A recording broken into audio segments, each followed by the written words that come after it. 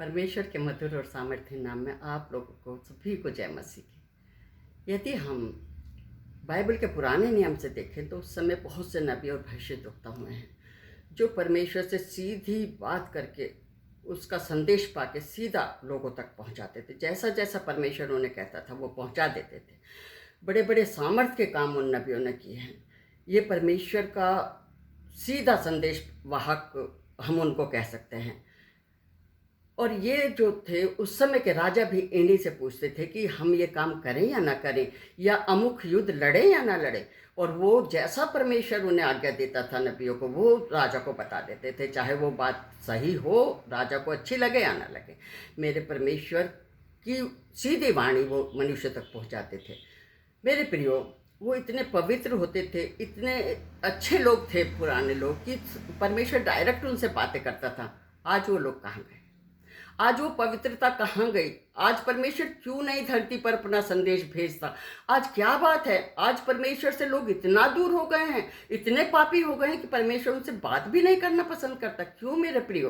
क्यों हम उन नबियों की तरह नहीं हो सकते? क्यों पुराने समय में हम सीधे डायरेक्ट जो संदेश पाते थे वो लोग, आज हमारा जीवन कहाँ है? कभी हमने सोचने की कोशिश की है? मेरे प्रियो, मनुष्य से परमेश्वर कहता है कोई धर्मी नहीं, एक भी नहीं। क्यों कहना पड़ा परमेश्वर को? क्योंकि वास्तव में कोई धर्मी नहीं रहा, सारे पाप में फंस गए हैं और सिर्फ भौतिक वस्तुओं की खोज में, रोटी कपड़ा मकान में लग गए हैं। मेरे प्रियो, कोई परमेश्वर की खोज में नहीं। उस समय के लोग लगन, धैर्य और निष्कपट मन से परमेश्वर की खोज करते थे, परमेश्वर की खोज में लगे रहते थे। मेरे प्रियो, आज वो लोग कहाँ हैं? आज मनुष्य क्यों परमेश्वर की वाणी को सुनना पसंद नहीं करता? क्यों पवित्रताई में नहीं जाता? मेरे प्रियो, बाइबल में बहुत से सच्चे मोती छिपे हुए हैं। मेरे प्रियो, इन्हें ढूंढना है, संघर्ष के साथ ढूंढना है। वैसे ही नहीं मिल जाता कोई भी चीज़। मेरे प्रियो, नाविक को भी समुद्र की गहराई में जा करके सच्चे मोती मिलते हैं। जब तक वो गहराई में नहीं पहुंच जाता वो कुछ नहीं पाता। अगर हम बाइबल में संघर्ष नहीं करेंगे, बाइबल से अपने जीवन को नहीं जोड़ेंगे, परमेश्वर के निकटता में नहीं पहुंचेंगे और परमेश्वर के निकट जा करके अपने को उसके निकट रख के उसकी शांति को प्राप्त नहीं, उसके पवित्र आत्मा को प्राप्त नहीं करेंगे, जब तक हम वो सच्चे मोती जो बाइबल में छिपे हुए नहीं ढूंढ सकते। मेरे प्रियो, आज हमें ज़रूरत है उन मोतियों को ढूंढने की, इस बाइबल का गहराई से अध्ययन करने की। मेरे प्रियो, आज मैं आपको एक ऐसे नबी के विषय में बताना चाहती हूँ जो सचमुच में बड़े लगन, धैर्य और बड़े प्यार से, बड़े निष्कपट मन से परमेश्वर के साथ साथ रहा।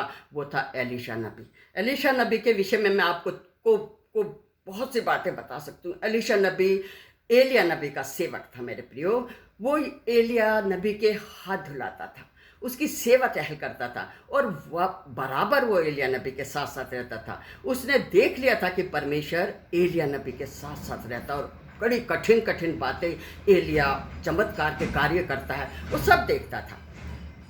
एक दिन एलिया को संदेश मिला कि आज वह बवंडर के बीच में तो उठा लिया जाएगा। मेरे प्रियो, ये बात एलीशा को पता लग गई और एलिया एलीशा के साथ गिलगाद से चला। एलिया ने कहा एलीशा से, एलीशा तू यहीं गिलगाल में ठहर, मुझे परमेश्वर बैतेल में भेजना चाहता है। उसने कहा, तेरे जीवन और यहोवा के जीवन की शपथ, मैं नहीं ठहरूंगा, मैं नहीं रुकूंगा और मैं तो तेरे साथ जाऊंगा। उसने कहा चल ठीक है। उसके बाद वो बैतेल पहुंचे। बैतेल के भविष्यद्वक्ताओं ने कहा, एलीशा आज तुझे पता है तेरा स्वामी तेरे पास से ऊपर उठाए जान पर है? उसने कहा हाँ मुझे पता है, तुम चुप रहो, तुम मेरा ध्यान मत भटकाओ। वो बड़ी लगन और बड़ी मेहनत और बड़े दिल से, बड़े समर्पण से अपने स्वामी के साथ साथ चल रहा था। उसे छोड़ना नहीं चाह रहा था, एक एक क्षण वो उसका पीछा पकड़े हुए था। और उसके बाद एलिया ने कहा, एलीशा परमेश्वर मुझे यरीहो को भेजना चाहता है, तू यहीं ठहरा रहे। उसने कहा मुझे तेरे और यहोवा के जीवन की शपथ में नहीं ठहरूंगा। और वो एलिया के संग संग चला और यरीहो पहुंचकर यहूदियों के भविष्यद्वक्ताओं ने कहा कि तुझे पता है एलीशा आज तेरा स्वामी तेरे पास से ऊपर उठाए जाने वाला है? उसने कहा हाँ मुझे मालूम है, तुम चुप रहो। और इसके बाद एलिया ने कहा कि देख एलीशा, यहोवा मुझे यरदन के पार पहुंचाना चाहता है, तू यहीं यरीहो में ठहर जा। उसने कहा, मुझे तेरे और यहोवा के जीवन की शपथ, मैं नहीं ठहरने का हूँ। और इस तरीके से वो यरदन के किनारे पहुँचे। वहाँ भविष्यद्वक्ताओं के 50 चेले दूर खड़े हुए उन्हें देख रहे थे। वो दोनों यरदन नदी के किनारे पहुँचे और एलिया ने अपनी चादर का फेंटा बनाया और कोड़ा सा बनाकर उसने पानी पर मारा, यरदन नदी के जल पे मारा, और यरदन नदी का जल 2 भागों में विभाजित हो गया और वो स्थली स्थल पार उतर गए। उस पार पहुंचकर एलिया ने कहा, एलीशा, आज तुझे मालूम है कि मैं तेरे पास से जाने वाला हूँ। अब तू बता कि तू क्या चाहता है मैं तेरे लिए करूँ। क्योंकि एलिया को पता था ये मुझे छोड़ने वाला नहीं है। उसकी लगन, उसका प्यार, उसकी का समर्पण एलिया देख रहा था, उसके प्यार को देख रहा था, निष्कपट हृदय को देख रहा था कि वो कैसे मेरे पीछे लगा हुआ, मुझे छोड़ना नहीं चाहता। ये उसका प्यार था। एलिया ने पूछा, बता मैं तेरे लिए क्या करूं, तू जो क्या मांगता है।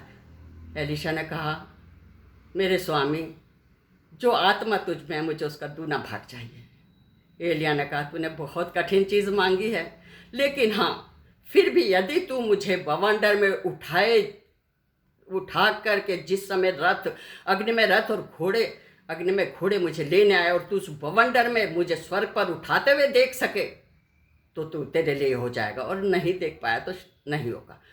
उसने कहा ठीक है। और इसी बात में वो बात करते हुए चल रहे थे कि अचानक एक बवंडर आया और एलिया को एलीशा से अलग कर दिया, और इसमें अग्नि में रथ और अग्नि में घोड़ों के द्वारा एक बवंडर में एलिया स्वर्ग पे उठा लिया गया।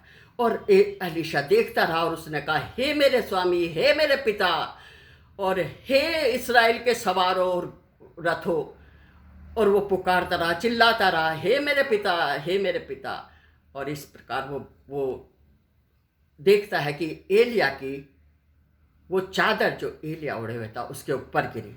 उसने वो चादर उठाई और उसको लेकर के वो यरदन किनारे आया, और बहुत परेशान और बहुत दुखी था क्योंकि उसका स्वामी उससे अलग हो गया था। उसने वो चादर यहोवा के नाम से पानी पर मारी और वो 2 भागों में हो गया मेरे प्रियो। और ये स्थल दूसरे किनारे पर पहुंच गया जहाँ चेले, भविष्यद्वक्ताओं के चेले खड़े थे। वो आए और उन्होंने देखा कि वो कहने लगे, अरे एलिया की सामर्थ्य एलीशा पर उतर आई है, देखो एलीशा कितना सामर्थ्य हो गया। और वो आए और उसे दंडवत किया और उससे कहा कि हे स्वामी, आज से हम तेरे चेले हैं, तेरी सेवा करेंगे। देख, हम 50 बलवान लोग हैं, हम तेरे सेवक हैं, तू हमें भेज कि हम एलिया को ढूंढे, क्योंकि हो सकता है यहोवा ने उसे किसी पहाड़ पे या तराई में डाल दिया हो और चाहते हैं कि हम उसको जाके ढूंढ के लाएं। उसने कहा, नहीं, तुम नहीं जाओ, क्योंकि वो तुम्हें नहीं मिलेगा।